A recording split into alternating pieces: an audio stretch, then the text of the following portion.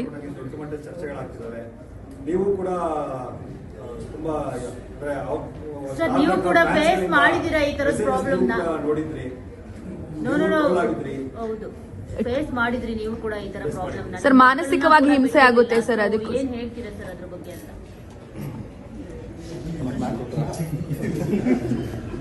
ಇದು ಸ್ಟಾರ್ಟಿಂಗ್ ಇಂದ ಸ್ಟಾರ್ಟ್ ಮಾಡೋಣ. ರಮ್ಯಾ ಮ್ಯಾಮ್ ಅವ್ರ ಒಪಿನಿಯನ್ನ ಸೋಷಿಯಲ್ ಮೀಡಿಯಲ್ಲಿ ಹೇಳಿದ್ರು. ಸೊ ಅದಾದಮೇಲೆ ಕಮೆಂಟ್ಸ್ಗಳು ಸ್ಟಾರ್ಟ್ ಆಯಿತು. ಆ್ಯಂಡ್ ಮ್ಯಾಮ್ ಹೇಳ್ದಂಗೆ ತುಂಬ ವಲ್ಗರಾಗಿ ಮೆಸೇಜ್ ಮಾಡಿದ್ರು ಅಂತ ಹೇಳಿದ್ರು. ಸೊ ಅದಾದ್ಮೇಲೆ ಕಂಪ್ಲೇಂಟು ಕೊಟ್ಟು ನಾವೆಲ್ಲರೂ ಅದನ್ನು ಕೇಳೇ ಬೇಜಾರಾಯಿತು. So you are all with Ramya ma'am ಅಂತ ಹೇಳೋಕ್ಕೆ ಇಷ್ಟಪಡ್ತೀನಿ. ಬಟ್ ಎರಡನೇ ವಿಚಾರ ತುಂಬ ಬೇಜಾರಾಗಿದೆ. ನಮ್ಮ ಪ್ರಥಮ್ ಸರ್ ಆ್ಯಂಡ್ ಅವ್ರ ಬಿಹೇವಿಯರು ಈ ವಿಷಯದಲ್ಲಿ ಜೆನ್ಯೂನಾಗಿ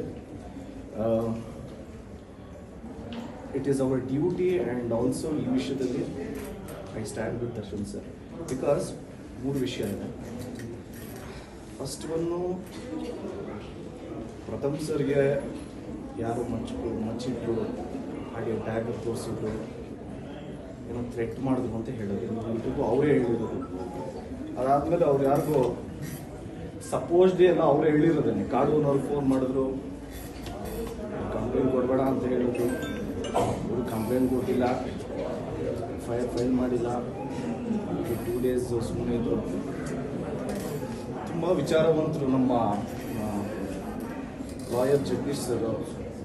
ಪಾಪ ಅವ್ರು ಹೇಳಿದ್ರು ಕಂಪ್ಲೇಂಟ್ ಕೊಟ್ಟಿರಿ ಅಂತ. ಅದಾದಮೇಲೆ ಮಾತು ಕೇಳಿಲ್ಲ ಅಂತ ಇನ್ಫ್ಯಾಕ್ಟ್ ಪ್ರವೋಕ್ ಮಾಡಿದ್ರು, ಹೆಸರು ಚೇಂಜ್ ಮಾಡ್ಕೊಂಡು.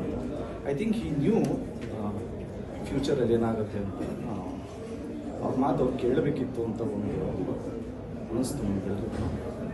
ಸೊ ಅದಾದಮೇಲೆ ತುಂಬ ಅಬ್ಯೂಸಿವ್ ಆಗಿ, ತುಂಬ ರೆಸ್ಪೆಕ್ಟ್ ಇಲ್ಲದೆ, ಅದೇನೋ ಚಿಟ್ಕೆಲ್ಲ ಹೊಡ್ಕೊಂಡು ವೀಕು ಅದು ಇದು, ಇಟ್ ವಾಸ್ ನಾಟ್ ನೆಸೆಸರಿ ಅಂತ ಅನಿಸುತ್ತೆ.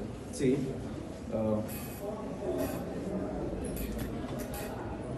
ಎಲ್ರಿಗೂ ಮರ್ಯಾದೆ ಅನ್ನೋದಿರುತ್ತೆ, ಎಲ್ರಿಗೂ ಅವ್ರಿಗೆ ಆದಂಥ ಸೆಲ್ಫ್ ರೆಸ್ಪೆಕ್ಟ್ ಇರುತ್ತೆ. ಯಾರೋ ಒಬ್ಬರು ಡೌನ್ ಆಗಿದ್ದಾರೆ ಅಂದ ತಕ್ಷಣ ಆಳುಗುಲ್ ಕಲ್ಲು ಅಂತ ಹೇಳ್ಬೋದು. ಎರಡನೇ ವಿಚಾರ,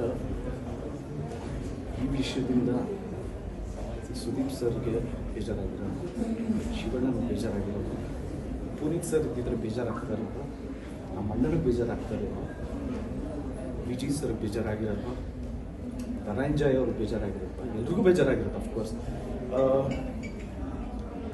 ನಮ್ಮ ಸೀನಿಯರ್ಸು ಈ ಥರ ಎಕ್ಸಾಂಪಲ್ ಸೆಟ್ ಮಾಡಿಲ್ಲ. ಅಂದರೆ ಈಗ ಶಿವಣ್ಣನೇ ಆಗಲಿ, ನಮ್ಮ ಅಂಕಲೇ ಆಗಲಿ, ಅನಂತನಾಗ್ ಸರ್ಗೆ ಹಿಂಗೆಲ್ಲ ರೂಢಾಗಿ ಮಾತಾಡಿದ್ರು. ಸೊ ಈ ಥರ ಎಕ್ಸಾಂಪಲ್ ನಮ್ಮ ಸೀನಿಯರ್ಸು ನಮಗೆ ಸೆಟ್ ಮಾಡಿಲ್ಲ. ಈ ಥರ ಎಕ್ಸಾಂಪಲ್ನ ಸೆಟ್ ಮಾಡಬೇಕಾದ್ರೆ ಆ್ಯಕ್ಚುಲಿ ಎಲ್ಲ ಕಲಾವಿದ್ರು ಮಾತಾಡಬೇಕು. ಈಗ ಇದನ್ನೇ ಸುದೀಪ್ ಸರ್ಗೆ ಯಾರನ್ನ ಅಂದಿದ್ರೆ, ಪುನೀತ್ ಸರ್ಗೆ ಯಾರನ್ನ ಅಂದಿದ್ರೆ ಎಲ್ಲರೂ ಮಾತಾಡ್ತಾ ಇದ್ವಿ.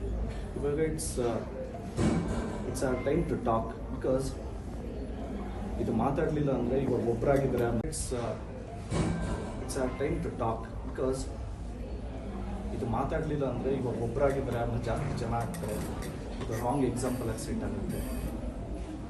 And it is not necessary.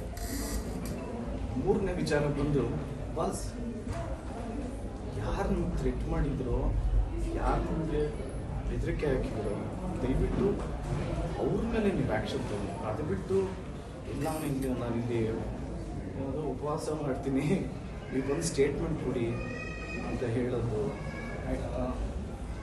ಇದೆಲ್ಲ ಒಳ್ಳೆ ಬೆಳವಣಿಗೆ ಅಲ್ವೇ ಅಲ್ಲ ಅಂತ ಅನಿಸುತ್ತೆ. ಏನು ಪ್ರೂವ್ ಮಾಡೋಕ್ಕೆ ಟ್ರೈ ಮಾಡ್ತಾರೆ ಅಂತ ಗೊತ್ತಾಗಿಲ್ಲ. Okay, let's think the other way. What if ಅವ್ರಿಗೇನು ಗೊತ್ತೇ ಇಲ್ಲ, ನಿಜವಾಗ್ಲೂ ಅವರು ಇದರಲ್ಲಿ ಇನ್ನೋಸೆಂಟ್ ಅಂತ ಮತ್ತೆ ಏನು ಅವರೇನಾದರೂ ಕಳಿಸಿದ್ರ ಹೋಗಿ ತಮ್ಮವ್ರಿಗೆ ಥ್ರೆಟ್ ಮಾಡಿ ಅಂತ?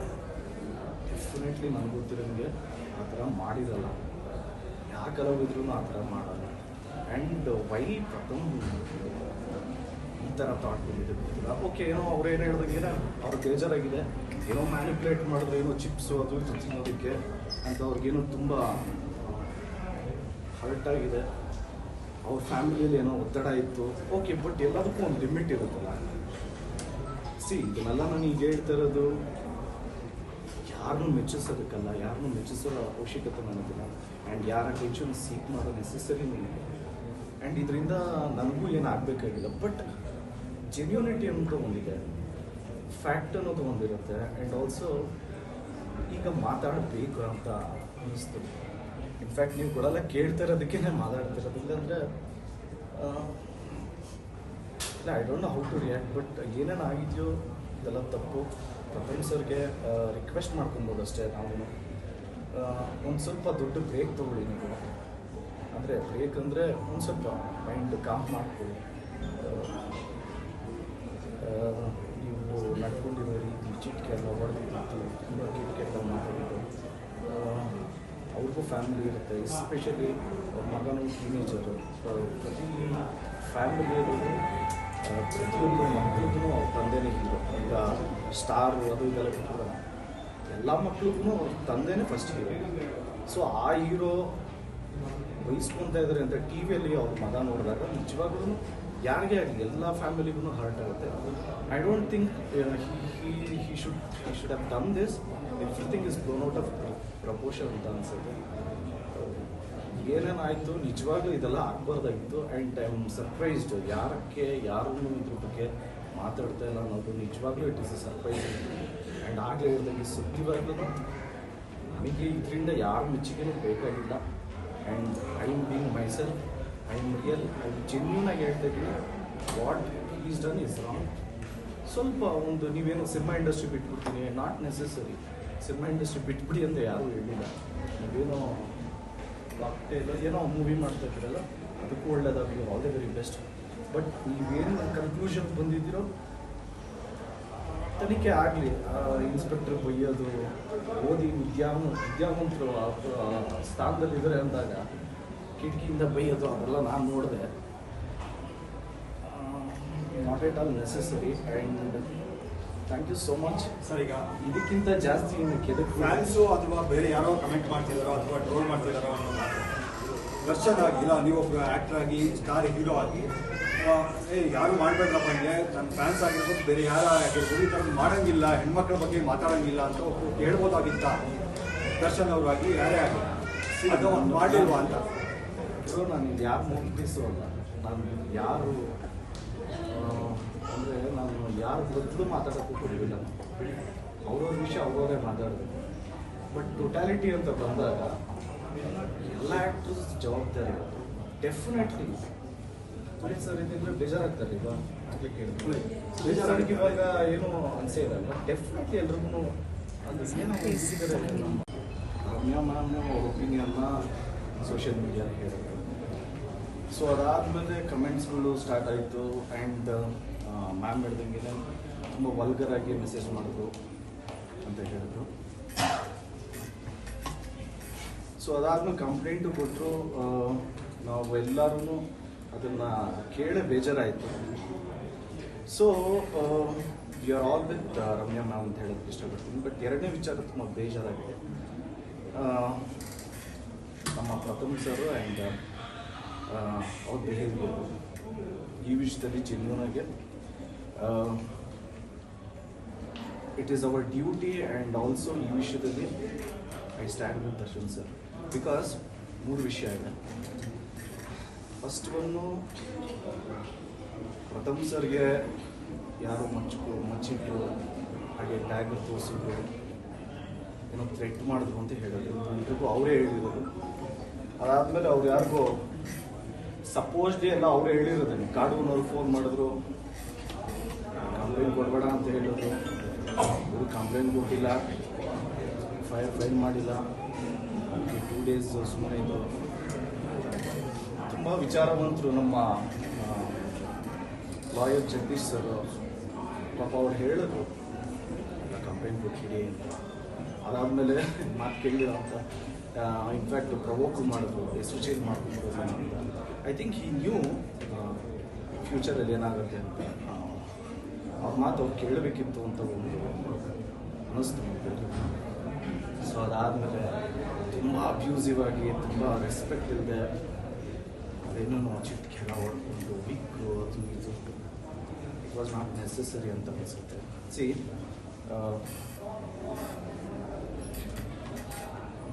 ಎಲ್ರಿಗೂ ಮರ್ಯಾದೆ ಅನ್ನೋದಿರುತ್ತೆ, ಎಲ್ರಿಗೂ ಅವ್ರಿಗೆ ಆದಂಥ ಸೆಲ್ಫ್ ರೆಸ್ಪೆಕ್ಟ್ ಇರುತ್ತೆ.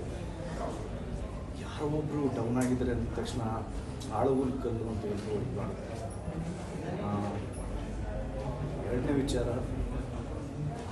ಈ ವಿಷಯದಿಂದ ಸುದೀಪ್ ಸರ್ಗೆ ಬೇಜಾರಾಗಿರೋದು, ಶಿವಣ್ಣನ ಬೇಜಾರಾಗಿರೋದು, ಪುನೀತ್ ಸರ್ ಇದ್ದಿದ್ರೆ ಬೇಜಾರಾಗ್ತಾ ಇರೋದು, ನಮ್ಮ ಅಣ್ಣನಿಗೆ ಬೇಜಾರಾಗ್ತಾ ಇರೋದು, ವಿಜಯ್ ಸರ್ಗೆ ಬೇಜಾರಾಗಿರಲ್ಲ, ಧನಂಜಯ್ ಅವ್ರಿಗೆ ಬೇಜಾರಾಗಿರಲ್ಲ, ಎಲ್ರಿಗೂ ಬೇಜಾರಾಗಿರುತ್ತೆ ಅಫ್ಕೋರ್ಸ್. ನಮ್ಮ ಸೀನಿಯರ್ಸು ಈ ಥರ ಎಕ್ಸಾಂಪಲ್ ಸೆಟ್ ಮಾಡಿಲ್ಲ. ಅಂದರೆ ಈಗ ಶಿವಣ್ಣನೇ ಆಗಲಿ, ನಮ್ಮ ಅಂಕಲೇ ಆಗಲಿ, ಅನಂತನಾಗ್ ಸರ್ಗೆ ಹಿಂಗೆಲ್ಲ ಕೂಡ ಮಾತಾಡಿದ್ರು. ಸೊ ಈ ಥರ ಎಕ್ಸಾಂಪಲ್ ನಮ್ಮ ಸೀನಿಯರ್ಸು ನಮಗೆ ಸೆಟ್ ಮಾಡಿಲ್ಲ. ಈ ಥರ ಎಕ್ಸಾಂಪಲ್ನ ಸೆಟ್ ಮಾಡಬೇಕಾದ್ರೆ ಆ್ಯಕ್ಚುಲಿ ಎಲ್ಲ ಕಲಾವಿದ್ರು ಮಾತಾಡಬೇಕು. ಈಗ ಇದನ್ನೇ ಸುದೀಪ್ ಸರ್ಗೆ ಯಾರನ್ನ ಅಂದಿದ್ರೆ ಅಥವಾ ಪುನೀತ್ ಸರ್ಗೆ ಯಾರನ್ನ ಅಂದಿದ್ರೆ ಎಲ್ಲರೂ ಮಾತಾಡ್ತಾ ಇದ್ವಿ. ಇವಾಗ it's a time to talk. Because ಇದು ಮಾತಾಡಲಿಲ್ಲ ಅಂದರೆ ಇವಾಗ ಒಬ್ಬರಾಗಿದ್ದರೆ ಅದನ್ನ ಜಾಸ್ತಿ ಜನ ಆಗ್ತಾರೆ. ಇದು ರಾಂಗ್ ಎಕ್ಸಾಂಪಲ್ ಆಗಿ ಸೆಟ್